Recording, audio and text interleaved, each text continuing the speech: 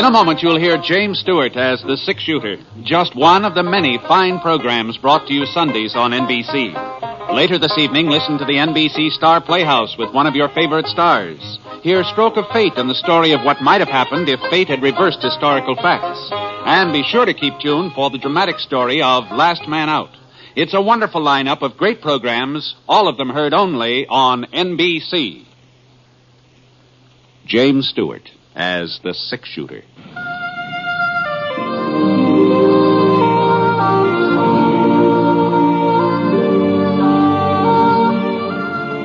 The man in the saddle is angular and long-legged. His skin is sun-dyed brown. The gun in his holster is gray steel and rainbow mother of pearl. Its handle unmarked. People call them both the six-shooter.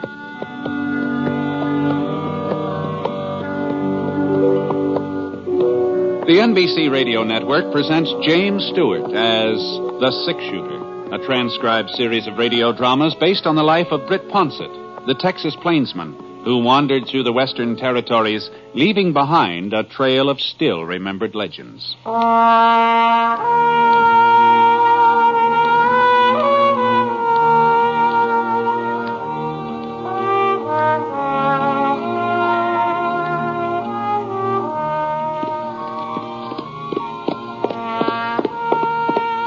Yard Canyon, that's what folks called it.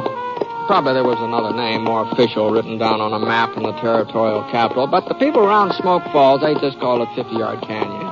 You see, it was only 50 yards wide, someplace even narrower, but it was close to 35 miles long.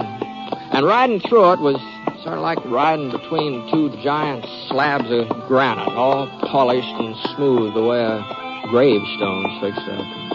Except that these slabs were close to half a mile high. Well, anyway, that's what we were coming into, Scar and me, following the trail east to Smoke Falls. We were just getting on toward daybreak, and the sky was kind of a oatmeal gray, heavy, wet, and waiting for the sun to come up to stir some life into it. We rounded a sharp bend, and Scar flared his nostrils and slowed down to a walk. What's the matter, boy? Come on. Come on. The canyon got a little wider up ahead, and the sides angled up somewhat gentler than usual. I saw some clumps of trees and some mesquite, but it was still too dark to see anything real plain. I got off Scar as fast as I could dive out of the saddle. What the Sam Hill is... Now, who in the thunder are you shooting at? I ain't particular, mister. Well, I am. I couldn't make him out. He was just a shadow partway up the canyon wall, maybe 30, 40 feet. His gunfire gave me a pretty good notion where to aim. For a couple of minutes, everything was real quiet. Oh, I didn't stand to reason that I'd hit him with that shot. I hadn't. I inched my way across the floor of the canyon. I started up the side. The bullet nicked a rock right about a foot left of my face. He knew where I was, all right. But then I had a pretty good notion of his whereabouts, too. Well, a man's entitled to a lucky hit every once in a while, if he wasn't faking that yell. It seemed like there was only one way to find out. All right, drop it. Come on, drop it. Okay. The pistol slid out of his hand. His shirt sleeve was stained pink at the elbow. He twisted around, gave me a squint. Just then the sun swung up over the top of the canyon and spilled over the sides. Why, Art. Hey, Art Hamper. Who'd you think you were? Holy mackerel, Britt. Well, I'll be doggone. You're just about the last person in the world I ever expect to bump into out here. Yeah, well, you sure were expecting to bump into something. Yeah. What's the trouble, Art? Who are you gunning for? Somebody's gunning for me. Huh? Clyde's dead, Britt. Clyde? What? He was shot yesterday morning. Shot in the back. Well, you know who did it? I know who the sheriff says did it. Me. What, he thinks you killed your own brother? Stepbrother. Clyde and me weren't real kin. But we was as close as if we did have the same blood. Yeah. Well, speaking of blood, Art, that elbow of yours... A bullet only grazed me. I'll tie my bandana around it. No, you better let me give you a hand. Here, I'll tell you. Where'd the sheriff get the idea you had something to do with Clyde's being shot? Well, it's kind of a roundabout story. You see, Pa died a couple of months ago. Oh, I didn't know that. I'm sorry to hear that. Oh, sure. Yeah, well, that ought to take care of your arm for the time being. Thanks. Well, in his will, Pa left things equal, half to me and half to Clyde. Uh-huh. Folks got the idea that him being my father and not Clyde's, well, they thought I was kind of put out by Clyde's getting the same as me. But you weren't. Oh, of course not, Britt. I didn't have no complaint. Clyde was as close to Pa as I ever was. He was entitled to just as much. Uh-huh. Well, how did Clyde happen to get shot, Art? That's what I don't know. I just don't. I'd give anything in the world if I did. Well, you said yesterday... Well, in the morning, about 7 o'clock, I was in the barn hitching up the buckboard. I heard somebody at the pump outside. I figured it was Clyde drawing a bucket of water, and then I heard the gun go off. I started for the door, but before I could get there, Clyde stumbled into the barn. He was holding on to his belly, and he fell forward into my arms. That's where he died, Britt. In my arms. He didn't say anything? Oh, he tried to talk, but the words just wouldn't come out. He tried to tell me who shot him, but just couldn't. I'll find out, though, Britt. Someday I'll find out and I'll get even. I'll take it easy, Art. Instead of blaming me, why ain't Sheriff Vale looking for the guilty man? Why ain't he going after the real killer? Well, you're sure the sheriff does blame you? Well, he arrested me yesterday afternoon. Oh, I see. Tried to take me into town, but I gave him the slip. Rode up into the canyon here. Oh, well, now, you shouldn't have done that, Art. If you're innocent, you'll get a chance to prove it. Running away, that just makes you look guilty. How could I prove anything dangling from the branch of a tree? What are you talking about? They was going to lynch me. George Crump and Sam Bitley and the other fellas were the sheriff, and he wasn't going to do nothing to stop him. He said hanging was better than I deserved. You don't know Sheriff Elbridge. No, you must be new to Smoke Falls. Well, you don't believe in wasting time with trials and juries. I wouldn't be the first man Vale's let the boys take care of. I see. That's why I had to get away. Oh, I knew I couldn't run too far before they'd catch up with me out here in this canyon. Well, you are kind of boxed in. Yeah, but I figured a day or so and the fellas had cooled down, listen to reason. Maybe they'd even pick up the real killer's trail by then. Uh-huh. I thought you was one of Vale's posse when I heard your horse. That's the reason I fired. I wasn't aiming to kill anybody, understand, Britt? I was just hoping to scare you off. Uh-huh. Well, even so, it sort of seems like to me you stand a good chance of making things worse for yourself the way you've been acting. I'm not saying that a man has to sit tight and let himself get lynched, but it just... What do you think I ought to do, Britt? Well, I don't know. I'm riding into Smoke Falls. We could ride along together. If you give yourself up, that ought to be something in your favor. Well, yeah, I guess you're right. My horse is starting to go lame. I couldn't go much further anyhow, but tell you the truth, Britt, I'm scared. You scared? Well, they had a rope. George Crump was carrying it when the sheriff arrested me. And the way the fellas looked, their eyes half closed and their faces red, sort of like they had a fever. I ain't never been a coward, Britt, but I was scared. Well, like you said, they'd probably cool off by now. Well, if there was some way I could just be sure. Britt, maybe if you was to talk to him first. Talk to him? Well, before I give myself up. They must be following me. You're bound to run into them on your way into town. Well, I suppose so. Oh, they'd listen to you. They respect you, and they'd have to listen. Even Sheriff Vale must have heard about the six-shooter. You could tell him that I never had nothing against Clyde. You knew he was always friendly, even when we was kids. Sure. Well, if you'd make the sheriff understand and the boys with him, well, then I'd feel better about going back into town. Britt, you ride on ahead. They can't be more than an hour or so away. Tell them I'll give myself up. Tell them to wait for me at Squirrel Rock.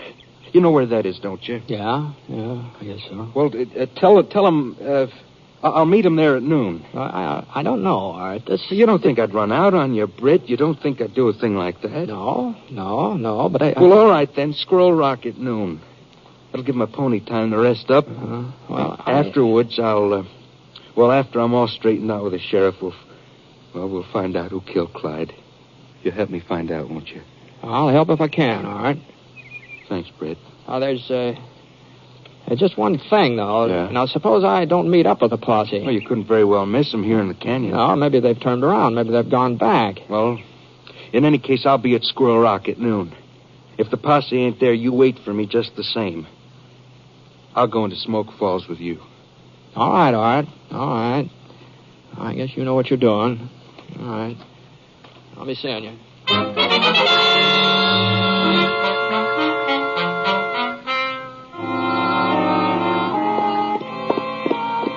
It was about 10 o'clock in the morning when I passed Squirrel Rock. Not much later when I met up with the posse. It wasn't much of a posse, though, just 3 men. Well, on the lead, gave his pinto the spur and trot up ahead of the other 2. He's a good-sized man, big bone, solid, with a tangle of red hair and splotches of freckles across his face. And the way he wore his revolvers and rested his hand against the butt of one of them, you could tell who he was, too. Even if you didn't happen to notice the star on his vest. Howdy. Morning. I'm Sheriff Vale from Smoke Falls. Yeah, I've been expecting to run into you, Sheriff. Oh? My name's Ponset. Britt Ponset? It sure is. Well, how are you, Britt? What are you doing around here? Oh, I'm just passing through, George. Hey, Sheriff, ain't you never met up with the 6-shooter? No, can't say as I have. Heard about him, though. And this here's Sam Bitley, Britt. Oh, yeah. Howdy. You said something about expecting us, Ponset. Yeah. Art Hemper thought you'd be heading up this canyon. Hemper? What were you? You mean you ran into Art, Britt? Early this morning. Oh, doggone it. That's who we're looking for. Yeah, he told me. Well, did he tell you why? Sure. Yeah, his brother was killed yesterday. You wanted for murder. And you knew all that? You just let him go scot-free? Oh, what'd you expect me to do? You could have brought him in, saved us the trouble. Yeah. I'm not a part of your posse, Sheriff. Besides, Art willing to give himself up. Give himself up. He says he didn't have anything to do with Clyde's death. The only reason he ran off is because you were talking about lynching him. Say, Britt, how you gone loco? You didn't actually believe him, Ponset. Well, I've known Art for a good many years, Sheriff. Well, looks like we know him a little better than you do. Yeah, I saw it, Britt. The whole thing with my own eyes. I saw the murder. Now, hold on, George. Now, you didn't see I it. tell you, I saw it. I was riding past the Hemper Ranch, and Clyde and Art were out behind the barn. They didn't notice me. They were too busy arguing and shouting. Then Clyde turned and started to walk towards the house. Well, Art pulled out his gun and shot him in the back. Clyde didn't even have a chance to draw. Well, is that the truth, George? As true as anything in this world. Well, I swung around, and I headed into town to get the sheriff. And that's when Art spotted me. He got off a couple of shots, but I was out of range. Well, the story he told me is entirely different. Well, that shouldn't surprise you too much, Ponset. No, I guess not. What happened when you arrested him, Sheriff? Well, we didn't arrest him. No, we didn't. Why do you think we're out here looking for him? I see. Well, he took off before I could bring the sheriff back. We picked up his trail and followed it into the canyon here. And as for anybody trying to lynch him, well, there'll be no lynch law in Smoke Falls while I'm sheriff. Well, that's good, Sheriff. Yes, sir. And besides, ain't no need in his case. Any jury in the territory will convict him on the evidence. Why, of course. Yeah, well, it sure sounds that way, doesn't it? Well, doggone it, I just don't know what to say, Sheriff. Well, you weren't to blame for believing Art. You were a friend of his. Before he changed. You went around to see how mean he's got the last few months. Always picking on Clyde and making life miserable for him. As if it was Clyde's fault the old man left him everything. Everything? Well, sure. Ranch, cattle, the whole shebang. The whole shebang. Yes, sir. I guess Jake Hemper knew Art wasn't any good underneath. I guess that's why he picked Clyde to inherit, even though he wasn't a blood relative. Well, you got to admit, there's one thing Art's good at. Huh? Lying. The way he fooled Britt Ponset, he must be a pretty convincing liar. Well, you'll have to give him that much. Won't you, Britt? Yeah, I'll give him that much.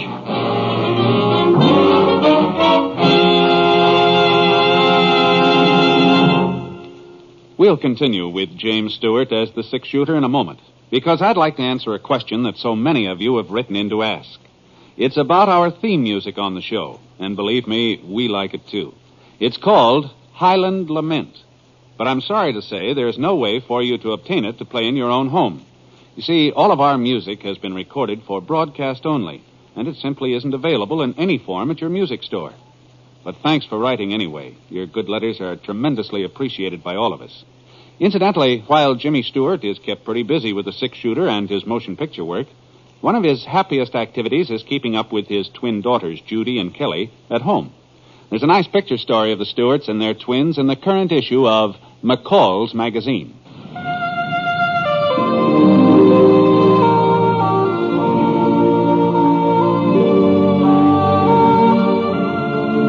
Now, Act 2 of The Six-Shooter, starring James Stewart as Britt Ponset.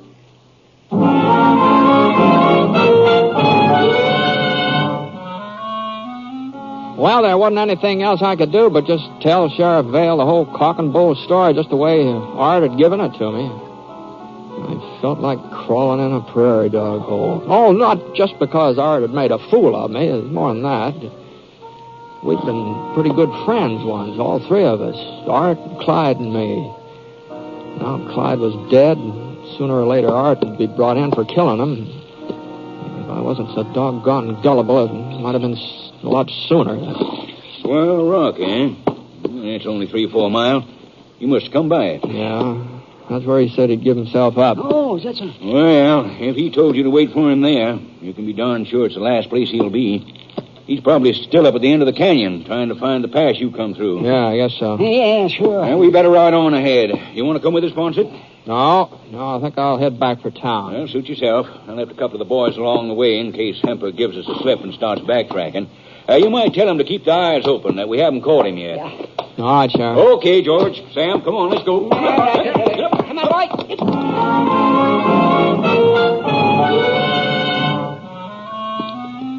Well, that's what I intended to do.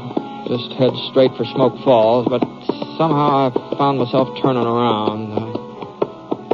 I took it real easy, and then when I came to Squirrel Rock, I couldn't help pulling up. Whoa, Scott, whoa. It was just about noon. The sun was square in the middle of the sky. There sure wasn't any sign of Art Hemper either. Not that I really thought he'd be there, not after what I'd found out from the sheriff. I'd never looked at that rock real close before. It was a lot bigger than most of the other boulders along the way, but that was about the only difference. I couldn't figure why folks got the name. It sure didn't look much like a squirrel to me. It was big, though. Wasn't any doubt about that. If it had been a couple of feet wider, it had blocked the whole canyon. And I remember thinking to myself, a man could hide almost anywhere around there real easy. The only trouble was I didn't think of it soon enough. Right on time, Britt. Yeah, so are you, Art. You don't mind getting off your horse, do you? Well, as a matter of fact, I'd just as soon not. Well, you better do it anyway. Keep those arms stretched way up high. Uh-huh. All right. Now, you can unbuckle your gun belt, but use only one hand, your left one. Yeah, okay. Thanks. I guess you know I ran into Sheriff Vale. Sure. I told you you would. Him and his boys come riding through here just a few minutes ago. Didn't even stop, huh? I must have figured I was up at the end of the canyon hunting the pass you come through. Yeah. Art, George Crump says he saw you shoot Clyde. Did, huh? Well, I didn't pick a very good time for it, did I? You're not going to deny it again, huh? You wouldn't believe me if I did. I already pressed my luck with you once today, Britt. I won't try it twice. Why'd you kill him, Art? It wasn't Clyde's fault your father left him the property. The ranch wasn't the real reason. I guess folks never will believe me, but that wasn't the cause. Well, what was the cause, then? I can't even put it in words. I reckon I hated Clyde. I reckon I always hated him, but I didn't know how much until they read the will, until I found out how Pa really felt towards me. You see, I never had no mother. She died when I was born. No. It wasn't very long after that Pa married again, and I had me a ready-made family. Oh, she wasn't like one of them stepmothers you read about in stories. She always tried to be fair and honest. Maybe that was it. Maybe she tried to be too fair. Yeah, too fair. Well, whenever I did something bad, never said a word to me. She waited till Pa come home and told him about it. I was his son, she said, and she didn't have no right to punish me. It was up to Pa to take down the razor strop and give me a whaling. Not that she was easy on Clyde. She wasn't. She saw to it that he told the line, but he belonged to her. He was her responsibility. He got plenty of whippings, too, but it was her that give it to him. I guess it don't sound very sensible, Britt, but there was times when I used to wish she'd care enough about me to, well, just slap me or give my ears a good boxing. But she never did. I was Pa's son. Oh, you couldn't blame Clyde for the way his mother acted toward you. Oh, I didn't blame him. Not at first. I told myself we were even Stephen. He had a ma and I had a pa. That was fair enough. And whatever happened, I was Art Hemper. Britt, he wasn't even entitled to the same name, not by any rights. Once I asked Pa about that, I asked him why Clyde was calling himself Hemper. Real good tannin. That's the answer I got. Mm-hmm. That's the way it was. All the time I was growing up, all the time until she died. I was kind of happy when it happened. I thought maybe now it'd be me and Pa again. I thought her being out of the way would sort of push Clyde to one side.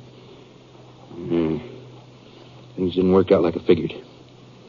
Clyde and Pa, they mourned together. They seemed to be closer than before.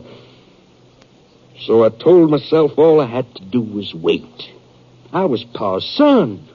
Everybody knows when a man dies, it's his son that inherits. All I had to do was to wait. And then it did die. And I found out I'd been living my whole life on lies. I'd convinced myself that when the chips were down, Clyde wouldn't matter anymore. Pa'd realize I was his son, his only son. And then the day they read his will, I knew that I hadn't had a ma and I hadn't had a pa either. Clyde had had them both all the time. So I had to kill him. Maybe if he was dead, things would be different. Art. Stay where you are, Ponset. Now listen, Art. Now listen to me. I think I understand what you're trying to tell me. Some of it, anyhow. And maybe you weren't exactly responsible for what you did to Clyde, but you've got to give yourself up. Give myself up! For the first time in my life, I've got a reason for living. There's nobody standing in my way, not anymore. There's a posse standing in your way. They're past us now. They've gone up the canyon. I can ride out the Smoke Falls Gap without them even knowing. The Sheriff Vale's no fool, Art. He figured you might slip by him. That's why he left some men behind. Well, they won't stop us, Britt. Us? Sure. You're taking me in town. I'm your prisoner. Of course, this gun of yours won't be loaded, but nobody's going to know that. And nobody's going to know I'm holding my own gun just inside my shirt. That nick you give me on the elbow, it's going to come in real handy. All right, Britt. Here's a 6-shooter. Not that it'll be much use to you now.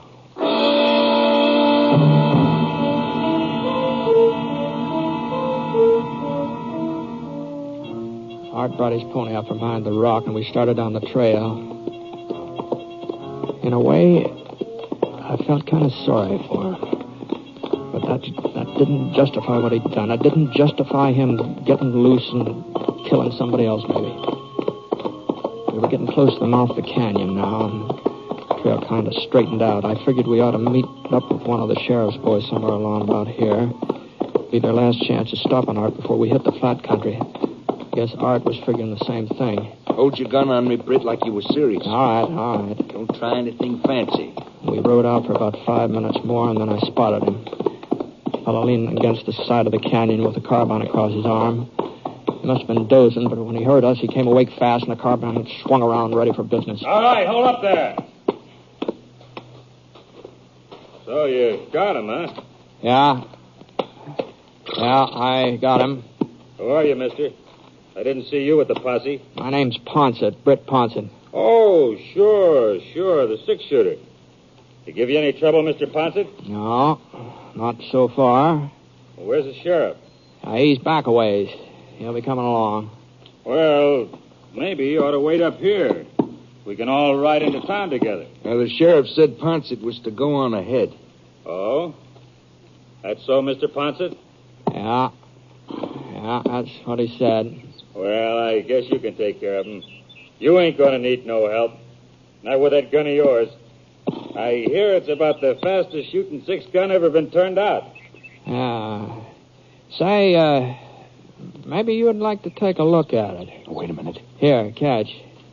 Are you crazy, Mr. Ponset, throwing your gun around like that? Why, if I wasn't covering Art there... But you are covering him. Huh? Britt, I told you. Look out, I was Ponset! already diving for the ground. Art fired through his shirt. The bullet slid across the back of Scar's neck. Art didn't get a second chance. The carbine slugs tore into his chest and knocked him off his horse. He just lay there. He was bleeding bad.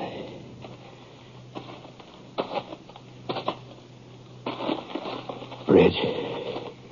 Yeah? There's something I got to tell you. All right, go ahead. Sorry I lied to you this morning. A man shouldn't lie. That's what my pa always said. And you were my best friend. Shouldn't have lied to you especially. Well? Besides, it didn't do me no good. It just goes to show you that lying don't pay. Pa used to whip me whenever I lied. I should have known better, Britt. I should have known that.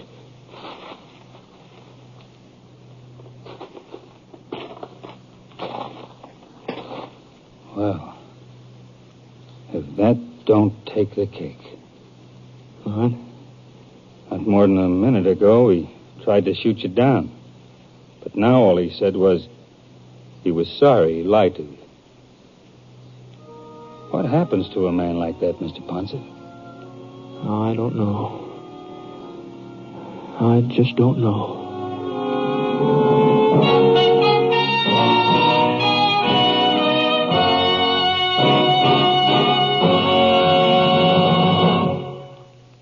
The Six-Shooter is a transcribed NBC radio network production in association with Review Productions.